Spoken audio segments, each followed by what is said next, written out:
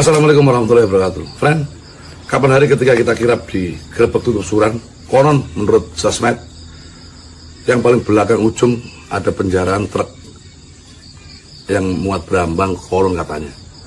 Saya atas nama masyarakat, atas nama Bupati Ponorogo dan berikut masyarakat, barangkali itu oknum, tapi saya mohon maaf yang sebesar-besarnya. Dan yang merasa rugi, yang pemilik truk, nanti kami cover, mudah-mudahan tidak merasa rugi. Mohon maaf sebesar-besarnya ya. Nanti kita ganti ya, friend.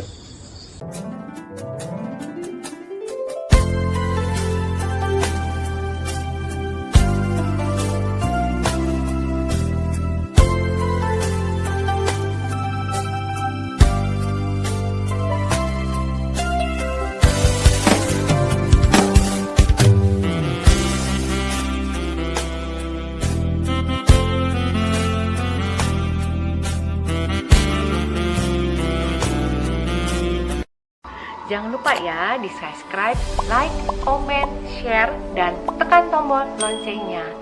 Assalamualaikum warahmatullahi wabarakatuh. Kita akan membahas Ponorogo dengan Pangeran Diponegoro. Pertama, apa hubungannya Pangeran Diponegoro dan Ponorogo?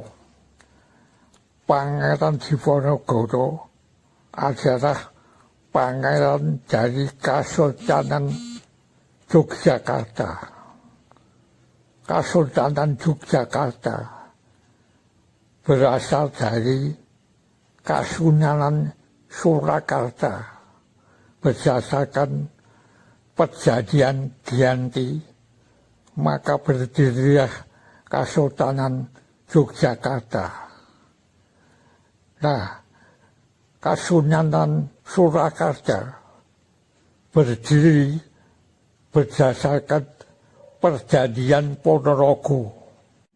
Nah, kemudian bagaimana kisah Pangeran Diponegoro sampai ke Ponorogo? Waktu itu terjadilah perang antara kubu Diponegoro melawan kolonial Belanda. Perang yang digambarkan sebagai perang jasad ini merapat ke Ponorogo untuk menyusun kekuatan. Konon Belanda sudah mengepung daerah Ponorogo. Coba kita saksikan cuplikan video perang Diponegoro di Ponorogo ini. Bagaimana ya kondisi Kabupaten Ponorogo saat meletus perang Diponegoro? Mari kita bahas. Perang Diponegoro meluas sampai ke Kabupaten Ponorogo. Banyak laskar Diponegoro yang menggalang bantuan dari berbagai elemen di Ponorogo, khususnya dari kalangan santri, warok, dan priyayi. Dari kalangan priyayi, yang paling menonjol adalah Raden Tumenggung Brotonegoro, Bupati Polorjo. Pangeran Diponegoro beserta pasukannya memasuki wilayah Ponorogo. Bupati Polorjo menerima dengan baik kedatangan rombongan Pangeran Diponegoro. Belanda yang mengetahui kejadian itu menuduh Bupati Polorjo sebagai pengikut Pangeran Diponegoro. Akhirnya pada tahun 1825 Kabupaten Polorjo diserang Belanda. Bupati Polorjo yaitu Raden Tumenggung Brotonegoro melarikan diri dengan menaiki kuda dan menuju ke Gunung Gombak. Usaha Raden Tumenggung Brotonegoro ternyata sia-sia karena Belanda mampu menangkapnya. Daerah kaki Gunung Gombak sekarang dinamakan Ngelarangan. Dari kalangan para warok sangat banyak, karena mereka adalah pasukan perang khas dari Kabupaten Ponorogo yang terkenal kuat dengan berbagai daya kesaktiannya. Salah satu pasukan Warok yang terkenal adalah anak buah dari Warok Brontoseno dan Ki Guno dari wilayah Sakreng atau Desa Sukosari, Babatan saat ini. Dari kalangan santri atau pesantren di Ponorogo juga tidak ketinggalan dalam mendukung Pangeran Diponegoro. Ada sekitar 8 pemuka agama dan pejabat masjid serta 10 guru agama. Mereka ini termasuk para pemimpin pondok pesantren dari Bagelen, Kedu, Mataram, Panjang, Ponorogo, dan Madiun. Sisanya yang 121 orang disebut kiai. Bagaimana posisi pondok pesantren Tegalsari saat terjadi perang di Ponorogo? Pesantren Tegalsari ketika meletus perang di Ponorogo mempunyai siasat ganda. Kiai Hasan Besari sebagai pimpinan pesantren tidak mendukung secara frontal para laskar di Ponorogo, namun memberi dukungan penuh secara diam-diam. Keputusan ini diambil setelah melihat situasi di Keraton Surakarta yang menerapkan siasat yang sama. Ada juga putra Kiai Hasan Besari yang bernama Elias atau Elias Jes ikut dalam perjuangan Pangeran Diponegoro. Salah satunya yang berhasil ditangkap adalah Kiai Mojo dan para pengikutnya. Dalam rombongan sebanyak 48 orang pasukan Kiai Mojo itu, terdapat salah satunya adalah Elias Jes. Ia masuk dalam daftar tawanan yang dikeluarkan oleh pemerintah Belanda pada tanggal 19 Oktober 1829 yang dikirim ke Ambon dengan menggunakan kapal Thalia. Strategi benteng Stelsel dan pasukan gerak cepat menjadi senjata ampuh Belanda dalam menghadapi serbuan laskar Diponegoro. Menurut Wardiman Joyonegoro dalam sejarah ringkas Pangeran Diponegoro dan Perang Jawa 1825 sampai dengan 1830 halaman 108, sebuah contoh tentang pasukan gerak cepat adalah yang dipimpin oleh Letnan Kolonel Ledel dari Expeditionary Afdeling atau pasukan ekspedisi yang dikirim dari Belanda tahun 1826 sampai dengan 1827. Pasukan itu merentang sepanjang 10 km lebih saat berbaris menuju Ponorogo dengan panci-panci dapur berbahan tembaga dan kasur para perwira terikat di punggung kuda-kuda. Akhirnya Diponegoro dikhianati Jenderal de Kock pada suatu perundingan di Magelang pada tanggal 28 Maret 1830. Nah, kisah itu semua lalu apa hubungannya dengan Diponorogo ini sebagai kota inspirasi untuk mengembangkan pemikiran kebangsaan? Diponorogo lahir tokoh nasional, tokoh guru bangsa, yaitu Raden Mas Haji Umar Said Cokro Aminoto.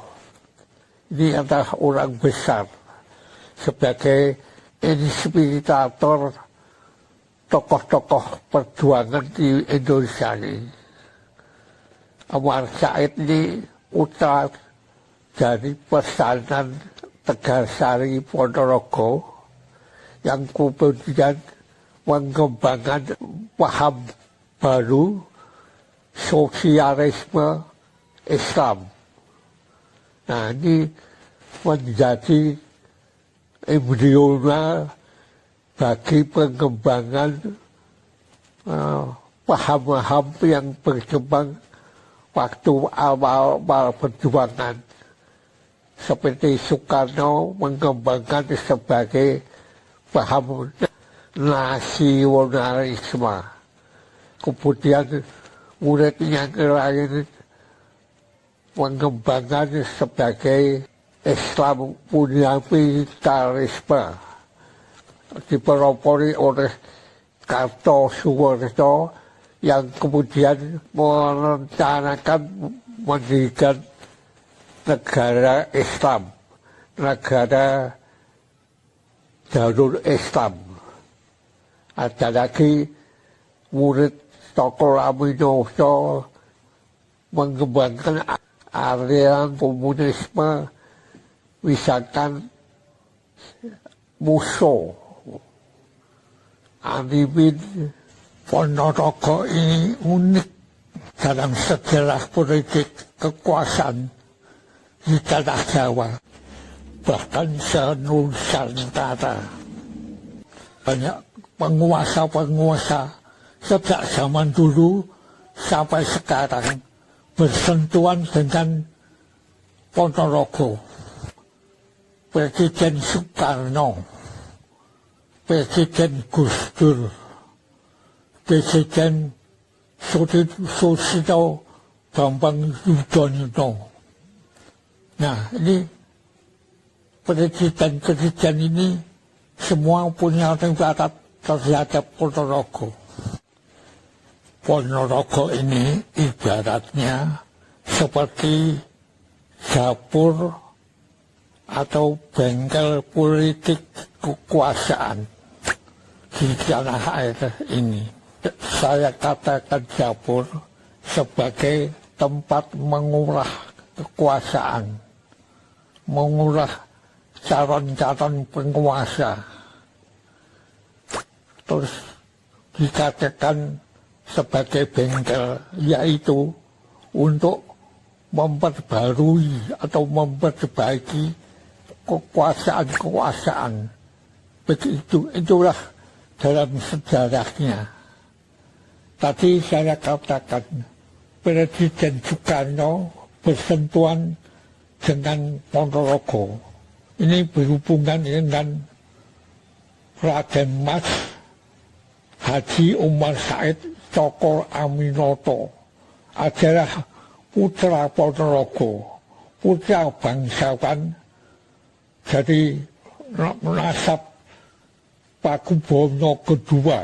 Nah, mengapa Presiden Soekarno pernah berguru kepada Cokro Aminoto sebagai tokoh bangsa, sebagai guru bangsa. Cokro Aminoto ini orang pertama yang mengobarkan kemerdekaan Indonesia.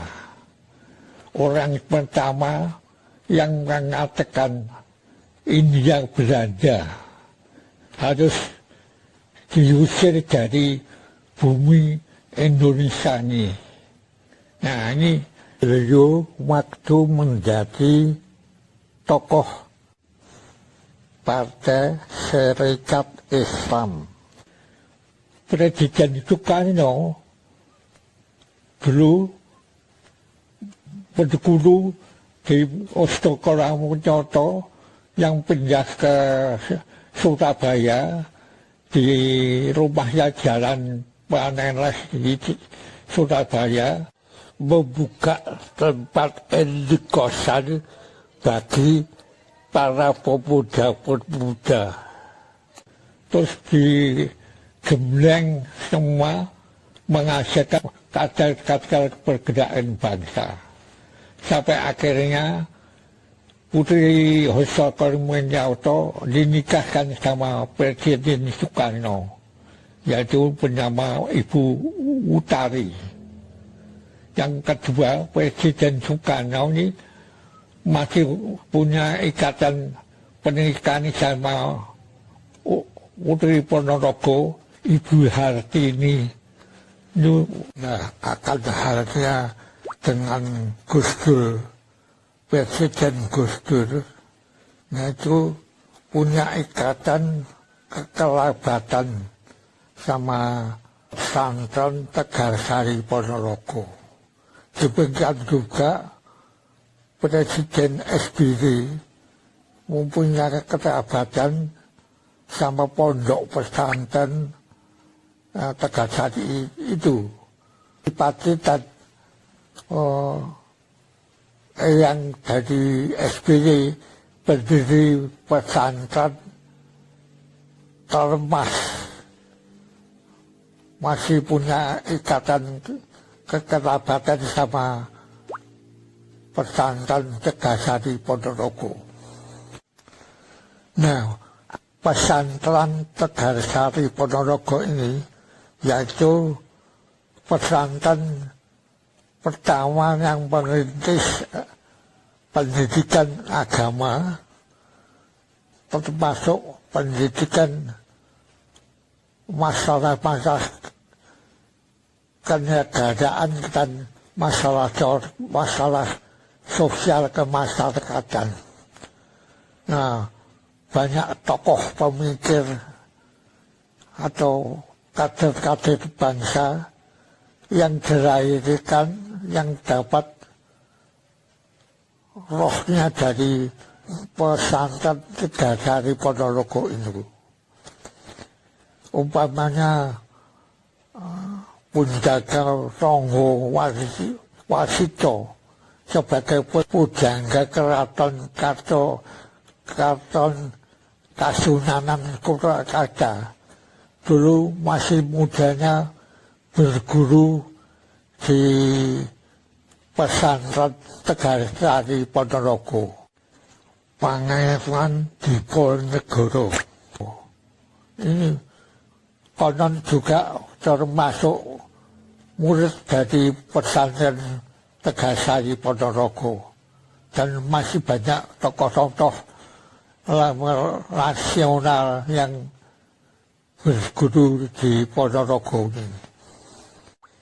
Nah, kalau dikatakan Ponorogo itu bengkel politik kekuasaan, ini berdasarkan sejarahnya. Ponorogo ini dulu atau sering para penguasa-penguasa yang bermasalah untuk mengembalikan kekuasaannya, maka pada lari ke Ponorogo. Misalkan sejak kerajaan Medan hancur, ini lari ke Ponorogo. Terus waktu Raja Erlangga terpuruk, lari ke Ponorogo. Raja dinasti Mataram waktu Pakubono kedua, tadi uruara keraton Kartosuro, juga rajanya lari ke Ponorogo untuk menandutkan dinasti Mataram, dan masih banyak contoh-contoh yang lain. Misalkan tahun 1948 terjadi pemberontakan PKI mendirikan negara komunis Indonesia Soviet yang presidennya menegasikan diri sebagai presiden, yaitu Buso, tokoh PKI, tokoh komunis yang dikenal dengan Madiun Affair atau peristiwa Madiun. Tapi kemudian diserbu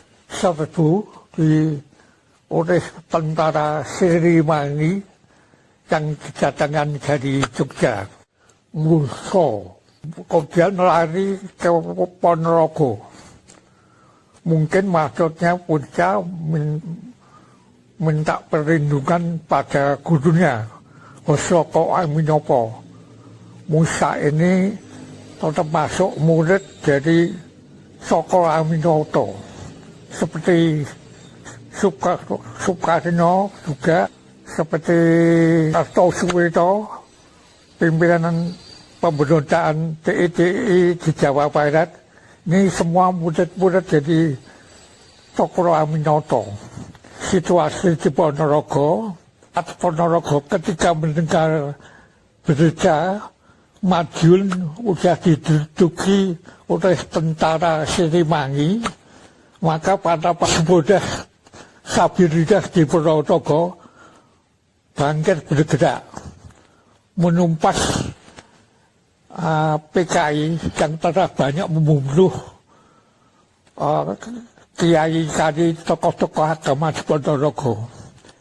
Nah, kondisi lagi panas itu, Musadat lari ke Ponorogo, pesantren Tegar Sari, lihat situasi tidak memungkinkan, maka Wunso lari ke arah barat, ke Sumoroto, dikejar sama tentara Siliwangi. Nah, sampai dia masuk ke sumur, mati tembak situ.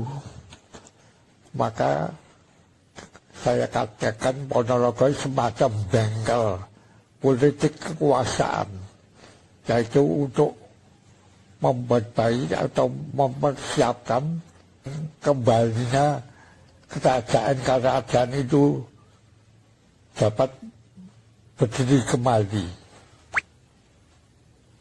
Nah, ini suatu kisah kita pada raja yang ada masalah selalu lari ke Ponorogo.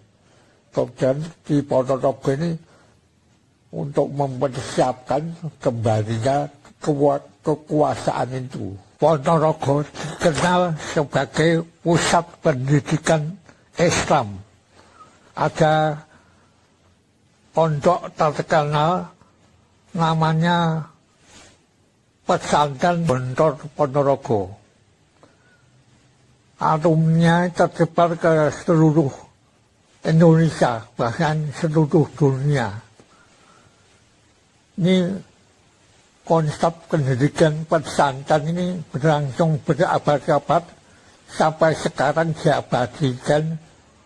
Terakhir ini pondok modern ini menjadi acuan bagi pondok-pondok di pondok pesantren di seluruh Indonesia.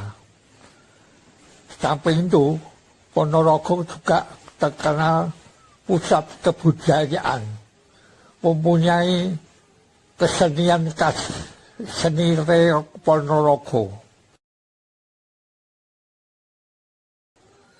Jadi Ponorogo ini di samping disebut kota pesantren juga kota budaya.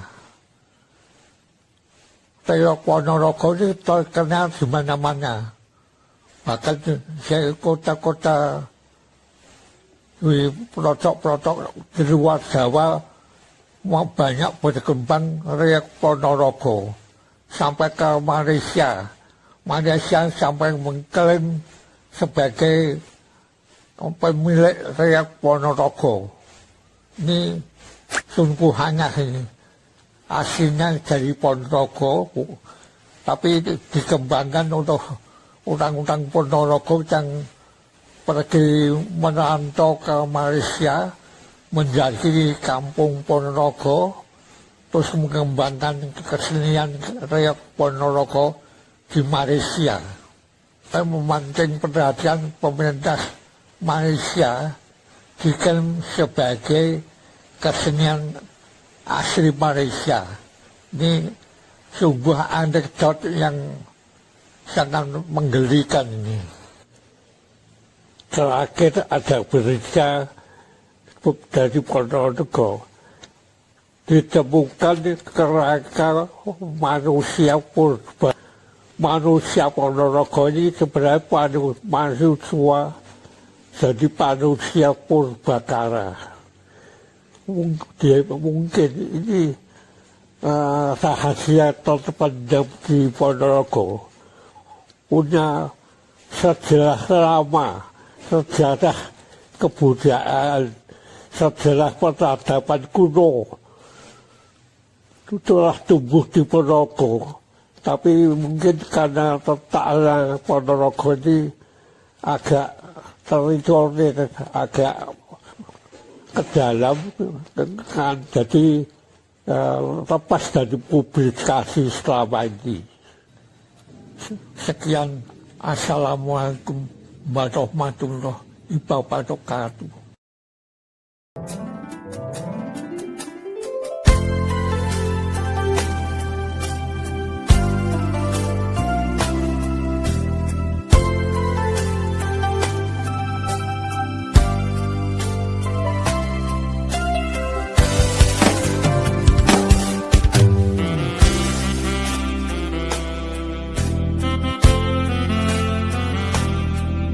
Jangan lupa ya di subscribe, like, comment, share, dan tekan tombol loncengnya.